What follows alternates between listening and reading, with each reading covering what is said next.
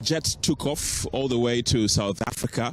It's carrying the mortal remains of the 8 fallen Ghanaians, which includes the departed Defense Minister Edward Omane Boama, Murtala Mohammed, the departed Environment Minister. Their bodies are being transported to South Africa to conduct a forensic study to be able to identify who is who. Due to the fact that their bodies were bent beyond recognition, it has been difficult to identify which body belongs to who, and the family of Murtala would have wished that he was buried today according to Islam customs, but due to the nature of what happened, their wish has not been able to be granted, and we have the Ministers of Health, Minister of Interior. We also have the CID boss who was here moments ago. We've been trying to engage them, but none of them has so far decided to speak to us.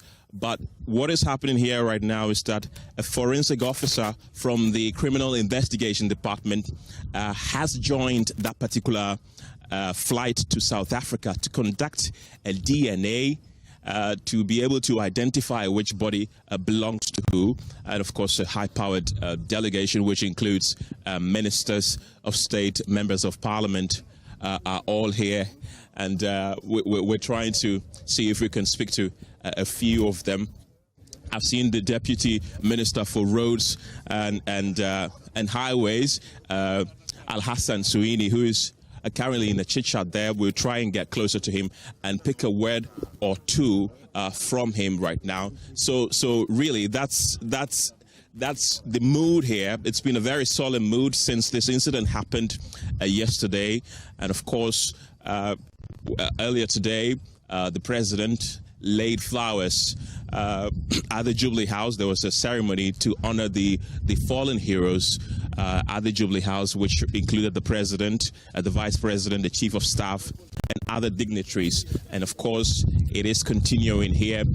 They are sending the body to South Africa to try and conduct some forensic research to be able to identify and piece together which bodies belong to which individuals that unfortunately lost their lives. We understand that the flight will touch down in South Africa tonight, and then the audit or the forensic audit will be done to be able to match the bodies of the individuals who died sadly in the Ashanti region yesterday during that tragic incident that involved a helicopter crashing somewhere in Adanse in the Ashanti region. And as I mentioned earlier, we have the likes of the CID boss, the Ministers of Interior, the Health Minister was here as well, deputy ministers, members of Parliament. They were all here to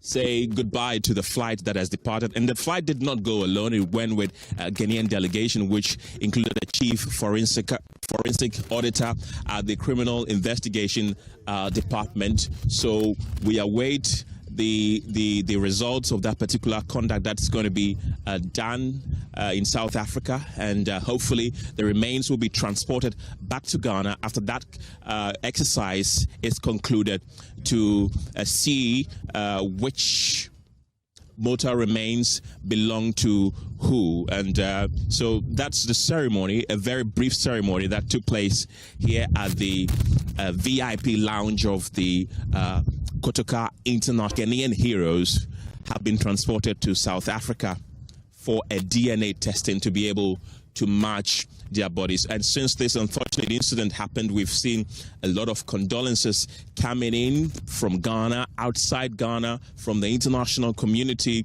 from religious bodies, and even from political opponents. All of them have been pouring in many tributes, consoling the family, consoling the president, consoling Ghanaians as a whole as well. We've seen the likes of the British High Commission, the German Embassy, the French President Emmanuel Macron, and a whole lot of dignitaries, the European Union, the African Union.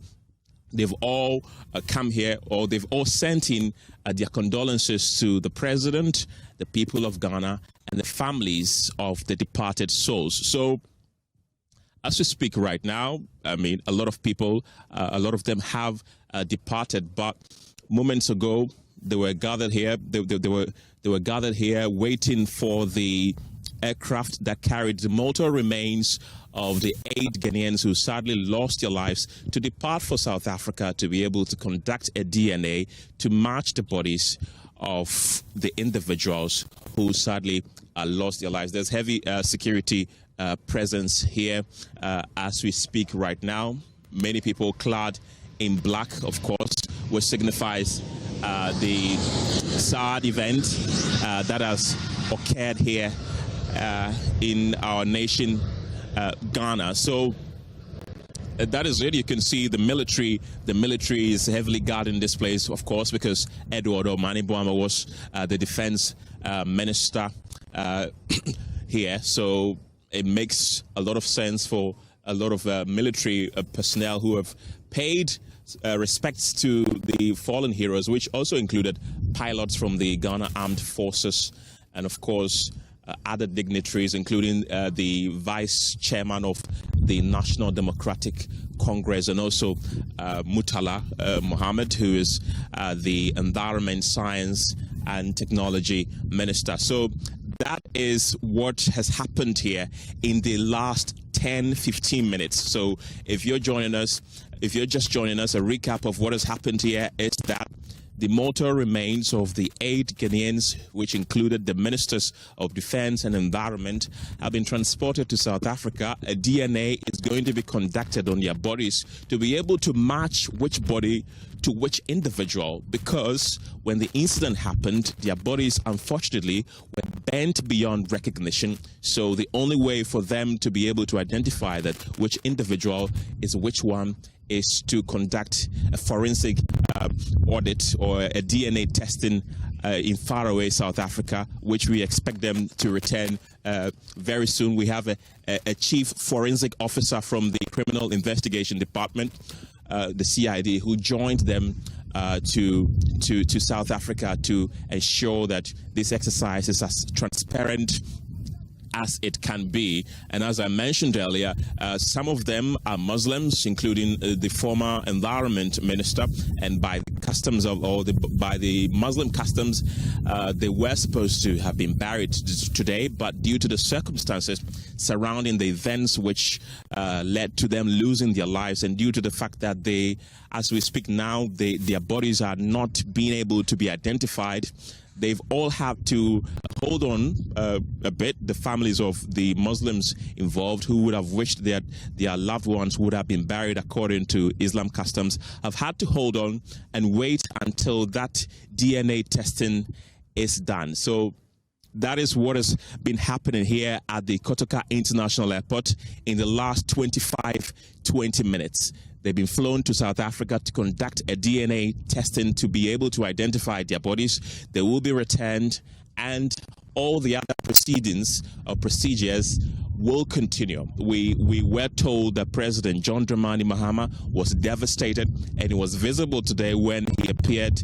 in public for the first time since this incident happened at the Flagstaff House, and earlier today to MPs from Parliament from both the NDC and MPP went to Parliament as well. The Chief of Staff, government officials were all in Parliament to pay their respects to these individuals who sadly lost their lives in the crash that happened. The Ministers of Interior, the Minister of Health, the CID boss was here, the Lands and Natural Resources Minister, who has now been designated with an oversight responsibility at the Ministry of Environment, which the departed Murtala Mohammed used to man, was also here as well to bid farewell to the bodies that have been flown to South Africa, which will be returned after that particular DNA testing is done. So that is what has been happening here in the last couple of minutes at the Kotoka International Airport.